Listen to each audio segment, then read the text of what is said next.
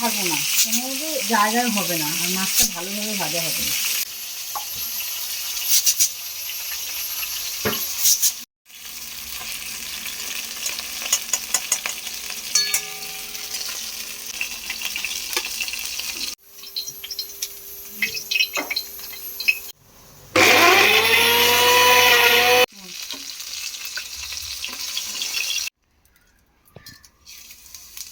তো এটা কি জিরা দিয়েছি ফোড়নে।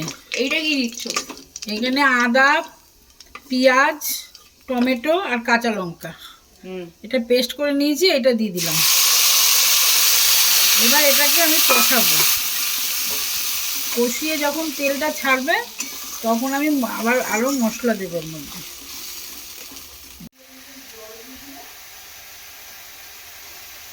জিরা দিলাম 1 চামচ, লঙ্কা আমি অল্প দিলাম যেহেতু কাঁচা লঙ্কা দিয়েছি, আমরা একটু ঝাল বেশি খাই, যে যেরকম আন্দাজ করে দেবে। হলুদ দিলাম, এটাকে আবার একটু কষাবো। একটু জল দিন, জল দিলে কেন? আবার কষাবো। দিয়ে দিলাম, লবণ দেওয়া হয়নি আগে, তাই এখন লবণটা দিয়ে দিলাম।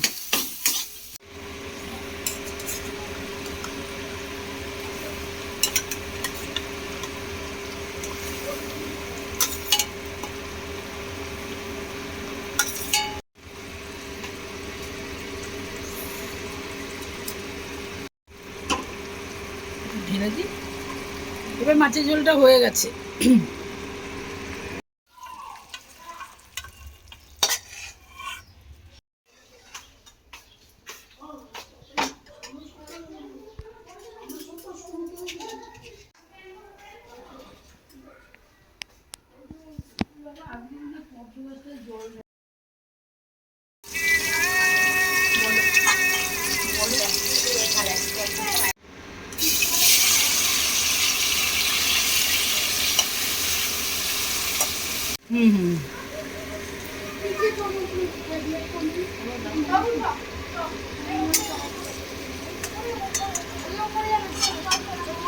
চিংড়িটা ফোড়নগুলো এখানে দিয়ে দেবো।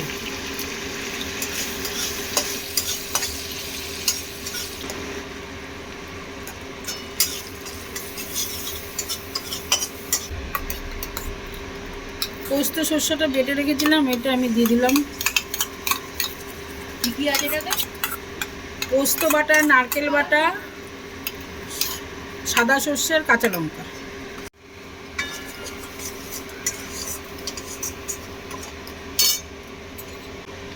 একটু টক দই দিয়ে দিলাম।